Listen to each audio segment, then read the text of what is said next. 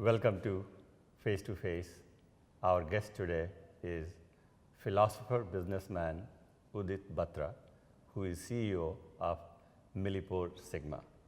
On November 15th, New Land Choice Awards is going to honor him with Business Person and Entrepreneur of the Year 2019. Udit, welcome to our show. Thank you, Upendraji.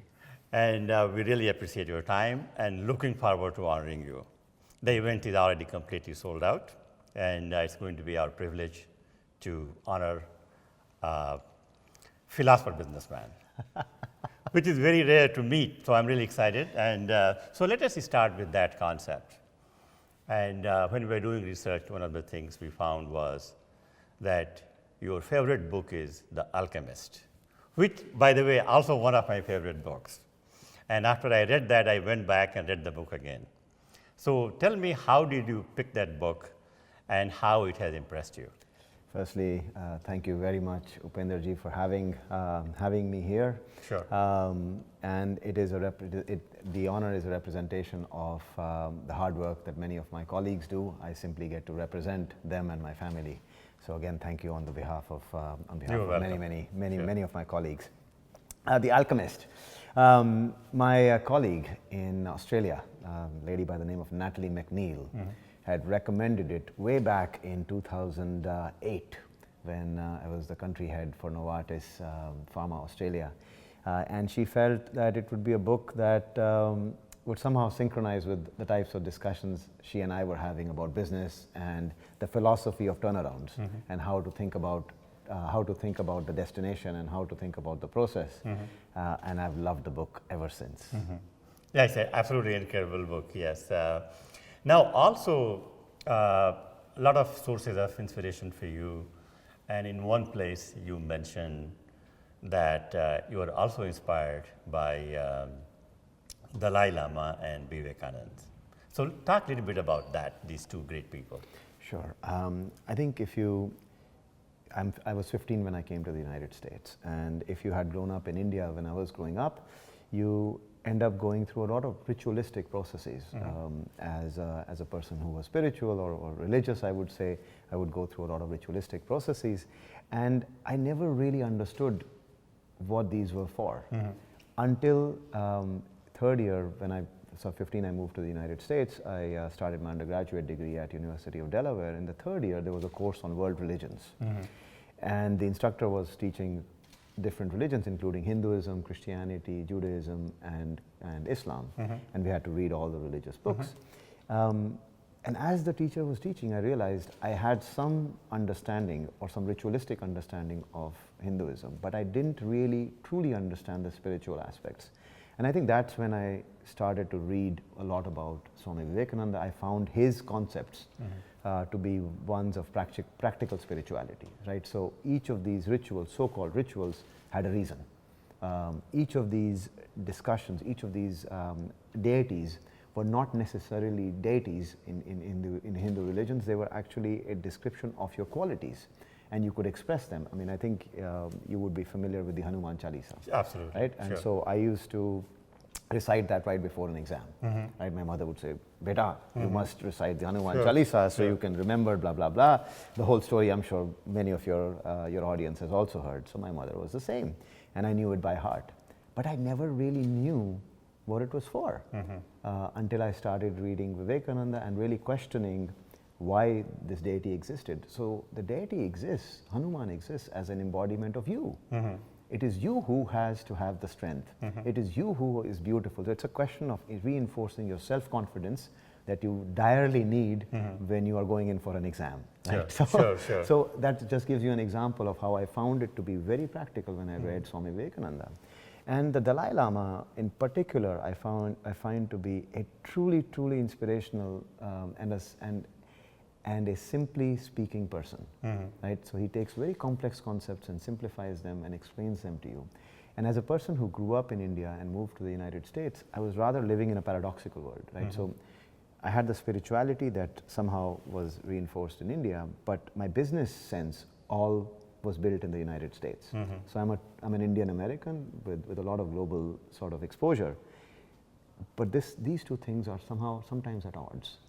And I found the discussions of the Dalai Lama with Western psychologists that the Mind and Life Institute does to be super helpful in reconciling the paradox. The paradox of process versus outcome, the paradox of practical spirituality. How do you become practically spiritual? So how the process, how you execute, how do you use process? I think, and it's a question of your experience and philosophy. I find that whenever you start a program and whenever you want to inspire courage, an inspiring endpoint is very important, right? An inspirational direction so that you can move, you can mobilize people is really important. To say, you know what, we are going to solve the toughest problems in life science and we will work with the global scientific community to do it. It is essential to get people mobilized. But that's it. That's the only importance of it, because it creates an attachment to the goal. Sure. But in order to achieve it, you must have competence in the process. Each step in the process is much more important because you have no control on the outcome. The outcome has, you've just started it and you've stated it on a piece of paper, but there are so many things that influence the outcome. And this might sound similar to philosophy that you're familiar with as well. But when you start acting on something, the process, the steps in the process are much more important than the outcome. And I feel that's what we do. I mean, we are 22,000 employees. We work together with each other, but each one of us or each group of us have our own outcome, our own process, our own steps, and we try to go towards that larger outcome, each kind of operating in their own unit, focusing on the next step itself. Sure. Now, again, in talking about the operations and the different units, I had the pleasure of touring your office here in Burlington. And I must say that I visit a lot of offices, but I've never seen anything like this in Boston area. Congratulations, it's an amazing, very inspiring space and beautifully done. And the vibrant colors and energies, it radiates energy from here. So congratulations on that. Now, before we move further, one thing, you were talking about moving to US when you were 15-year-old. Somewhere I had read that you were riding back home from school on a bike, and your ride was 9 miles or so, and the rain came, and then you were carrying your. So tell us that story. That what happened. The story has two people, and it has my friend Mark Vanisso in it as well. If I'm not mistaken, that's the story you're referring to. I was an undergraduate student at University of Delaware, and I used to ride my bicycle back and forth from home to college because it was the easiest way to do it and not rely on any rides, not rely on the bus. And one day it was raining, and I was probably 500 yards away from the university, and it started to pour. I was coming downhill, and the rain was so hard that I could not see a pothole at the bottom of the hill.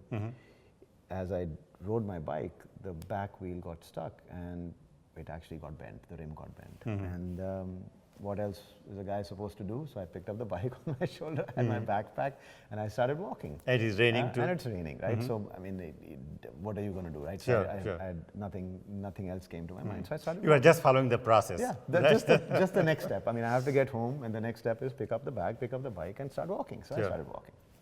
And I must have gone 200-300 yards, something like this. A red maroon Volvo pulls up right in front of me, and it stops. And I kept walking, and the guy pulled down his window, and he looked at me and he said, "Do you need a ride?" I said, "No." And you can imagine all the stereotypes, right? I just moved from India 2 years before that, and all the stereotypes, how is this person going to be? And you don't take rides from strangers, da-da-da.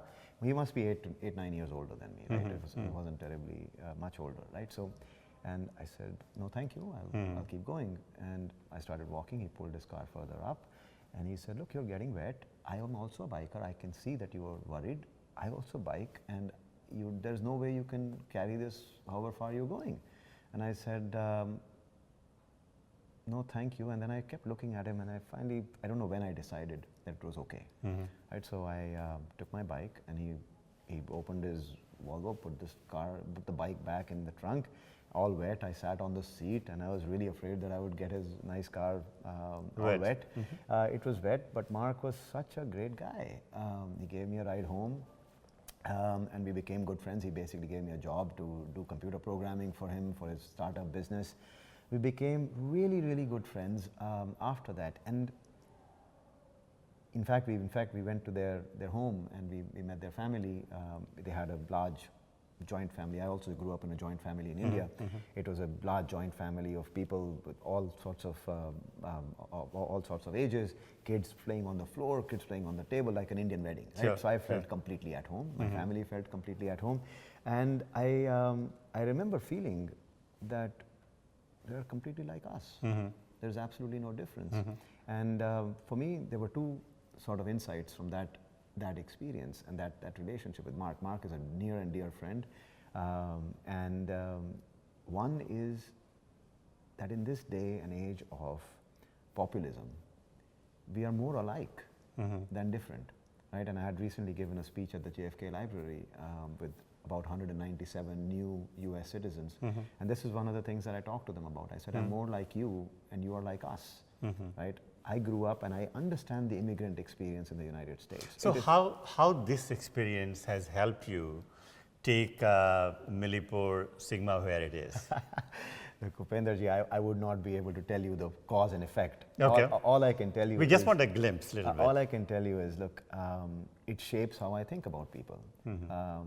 I'm super open-minded when I'm talking to someone. I don't form an opinion very easily of someone. I like to form my own point of view. I truly believe, especially in leadership roles, you are at the tip of the spear.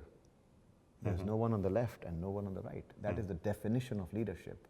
You have the responsibility to select the direction, right? And if you choose a direction and select a direction based on biases, you're not only doing disservice to yourself, you're doing disservice to your teams and society as a whole.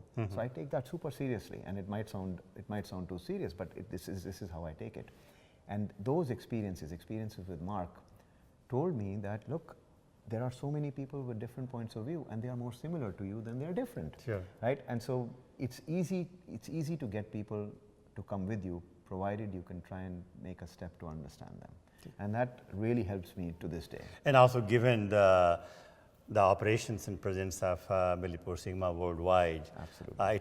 It's a very essential. Absolutely. So tell us a little bit about MilliporeSigma and how many countries and how it operates and how I think MilliporeSigma. over 150 countries. We have, it's a $7.5 billion business, 6.5 billion euro business, about 22,000 employees, 22,000 of us globally, about 50 manufacturing sites. I mean, we basically make products that you need to do research in a lab, right? And you must have seen that in your tour here. Sure, yes, absolutely. Products that we need to do research in a lab, from reagents to filters to biologics. We make products to manufacture medicines, right? And you saw some of them. They're right behind us in the M lab. These are bioreactors. These are filters. And anytime you're taking a medicine, you can be totally sure we touched it one way or the other. Sure. Right? So that's simply what we do. At the end, we have roughly 300,000 products. 300,000 projects. We have an e-commerce platform, and we're sometimes called the Amazon of life science, because people can order our products and receive them within 24 to 48 hours in virtually any lab in North America and Western Europe. So now, given your headquarters location here in Burlington, in Boston, I think the recruiting can be a very tough challenge. Of course, if I had not seen your office, I would have said, it's not easy, but now I think anybody would like to work here.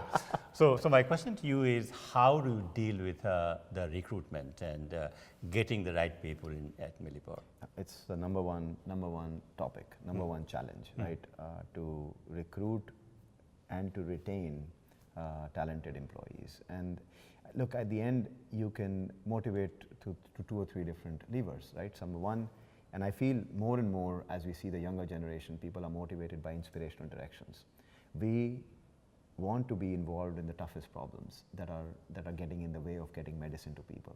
We want to be involved in the toughest problems that are getting in the way of getting clean water to kids around the world. And we are involved in those problems. So for instance, when you think of cell therapy, you read a lot about cell therapy, right? Sure. Today, cell therapy is available for very few patients. The number one reason why it's not available to many other kids today is because of manufacturing topics.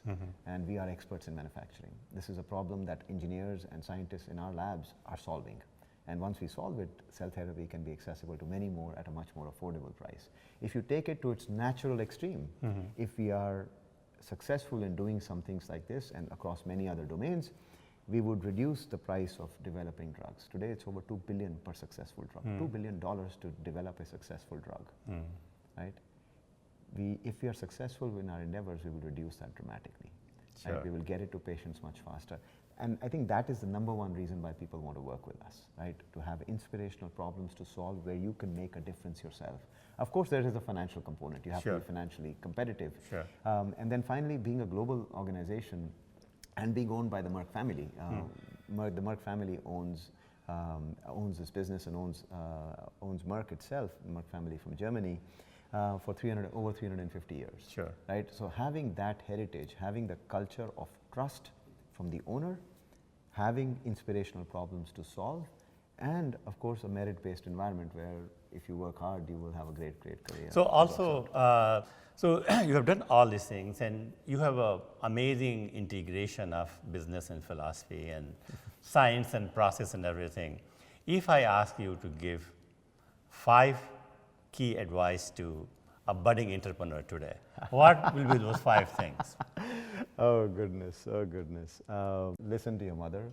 Okay, listen to your mother, okay. Your mother is always right. Hanuman Chalisa worked, right? Yes, Okay. It always works. And Okay. then listen to your wife if you're married. Sure. Because you have a problem if you only listen to your mother. But now that you have hygiene out of the way, Okay. From an entrepreneurial perspective, at the end, the problem matters. Nothing else matters more than that. Be clear about the problem you're trying to solve. Be clear about the direction. Be clear about the direction that you want to take. And this is the second advice I would have. Once you define the problem, once you understand the problem, understand that you decide which direction you're going to take. The left foot that you put forward is your decision. You can listen to everyone else, but the decision is only yours. Right? And we're not saying don't listen to anyone. Absolutely listen to everyone. I mean, the first step in doing good things is to listen and to learn. But it is absolutely critical that you know that the canvas that you're painting on is yours. And you must take the first step. And then this comes with a third piece of advice. Before you take that first step, you make sure that you listen and learn.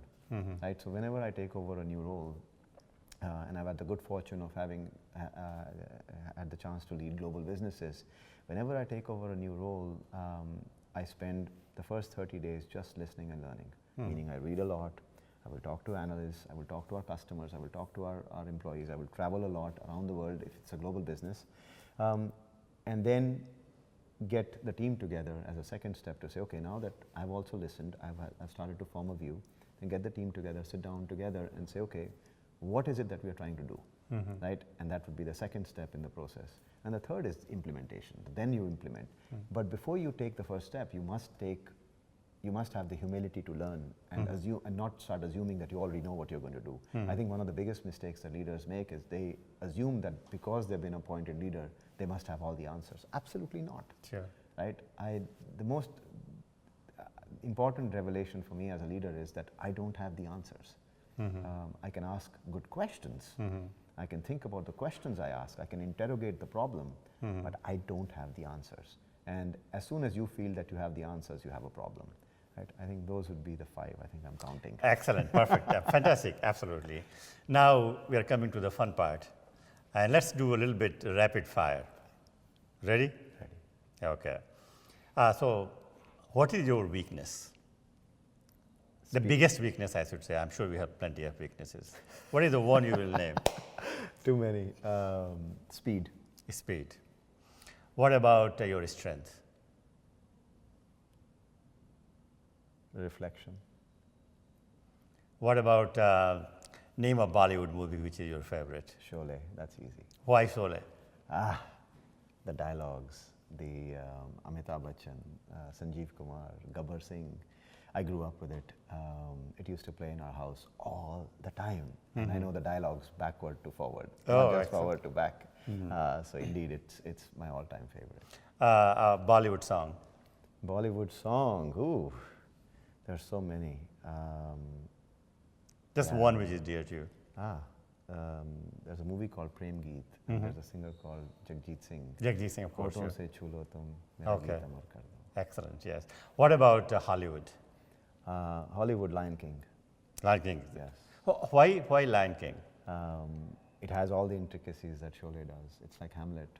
It has all the intricacies that Shakespeare does, and it doesn't have the overacting of human beings. It is a cartoon in some ways, right? It's an animated movie, and the lesson is terrific. The roles are terrific, and everything is done so intricately. What I yearn for these days the most is full sentences. Full sentences that start and finish, because in this day of all these text messages Sure. and emojis, you rarely get something that is Sure, full. yeah. But if you pay attention to The Lion King, every word has a meaning and every statement means something. I loved it, absolutely loved it. Your favorite food? This not easy. I love so many different things. Actually, Well, then let's actually choose now- two. Actually, now it's pretty straightforward. My wife cooks very good dal, right? And I travel a fair bit, so whenever I'm home, I want to have the dal. Okay. I will come back to the rapid question, but before I forget about your wife, I do want to talk a little bit about her. Sure. Tell, how did you meet her and what she does? So she's now a homemaker. She stays home. We met in the U.S. through a common friend, and it turns out that that particular friend, his father and my wife's father were college classmates.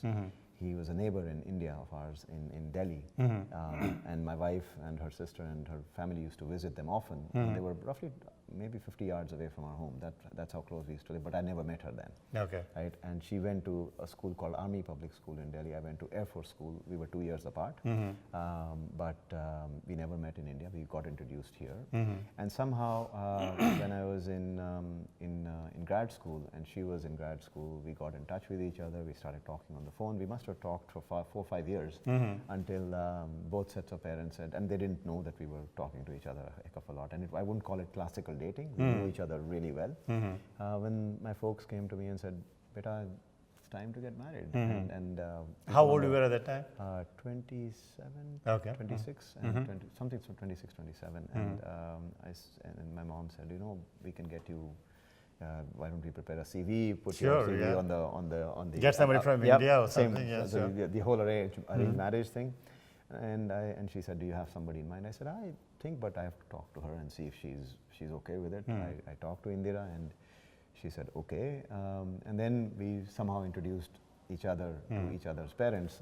She came to our house, and we were having this Akhand Ramayan part, meaning 24 hours. Sure, sure. At one point in the night, I was the only one reading, and she was the only one up. And Okay. at that opportune moment, my mom came up, and she said, "Who is this girl?" So it was quite easy. And then on the other side, when I got to meet her parents, her father, I used to have long hair at the time. I was a graduate student, and just been a graduate student, a researcher. So I had to get a haircut, had to get new shoes, new clothes, etc. And that too worked out, so the parents agreed. Then we waited a year and a half or so, got married now almost 19 and a half years ago. What did you like her about when you met her the first thing? She's very insightful and super analytical, right? So as we started to talk, most people, at least I felt, and she now has a different point of view because our wives change over 20 years quite easily. And I found that she was, she has a math and finance degree, math and computer science degree as an undergrad, and as a graduate student, she has a master's from Cornell, and she got a computer science degree then. She was super smart, smarter than I was, and one of the ulterior motives was I was doing a PhD, and I had some computational problems that I was getting stuck with, and she had a computer science degree. So I said to her, this was my way of proposing to her. I said, maybe we could write a paper together, Batra and Batra. And she said, "I'm not Batra." Right? And so that was my way of proposing. Okay. That's very clever, yes. So now let's come back again to the rapid fire. Sure. Your favorite travel destination? So many, but I would say, I was going to say Delhi because I grew up in Delhi. Now Delhi is but Rome. Rome. I love Rome. Rome is a mix of disorder and order all at the same place, right? And people are driving fast, and you have so much culture in that space. I mean, the whole paradox of having those two things coexist is unbelievable. Your biggest mistake in life?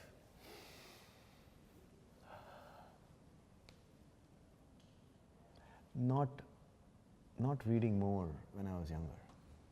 Yeah. And it's also the biggest benefit because I have so much more to read now. Sure. Yeah, absolutely. Yes. But yes, and maybe another one on a more serious note. Not apologizing to people at the right time. I think you make mistakes, and you know that you have made a mistake, right? And I even remember the mistakes I made when I was in 7th, 8th, and 9th grade. I remember exactly what I said to somebody that must have hurt their feelings. I even remember the faces of those people. And I wish I had said sorry because I knew I felt bad at the time. And that impression never goes away from your mind. Sure. The cost on you is much higher than the cost on the individual you might have been trying to hurt, right? And I wish I had apologized on time. In one sentence, who is Udit Batra?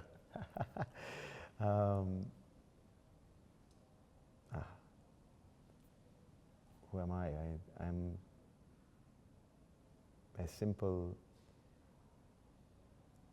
I'm a simple representative of the work of a lot of people, my family, my friends, my colleagues. That's who I am. Udit, thank you very much for your time. It was a pleasure talking to you. And we are really looking forward to honoring you on November 15th. Thank you so much. Excellent.